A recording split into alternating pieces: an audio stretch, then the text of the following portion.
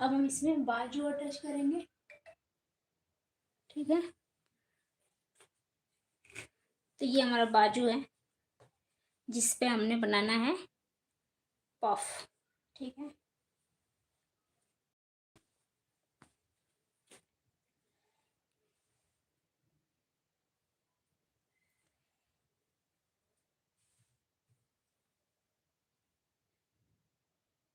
हमारा बाजू में पफ वाला बाजू है, तो पहले इसको रखेंगे, इसको ऐसे करेंगे और इसके जो बीच का एरिया है ना, ये बीच का एरिया इसके ऊपर रखेंगे, ठीक है। उल्टा सीधा देख लेंगे पहले, देखो ये उल्टा सीधा,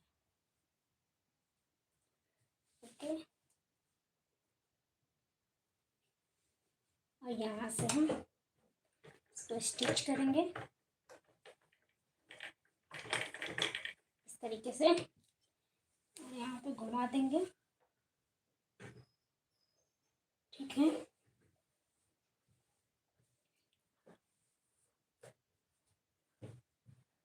और हम इसको इस तरीके से, ये इधर को रहेगा, इसकी चुन्नट जो है ना, देखिए एक बार करके हम इस तरीके से करेंगे पहले और हम देख लेंगे।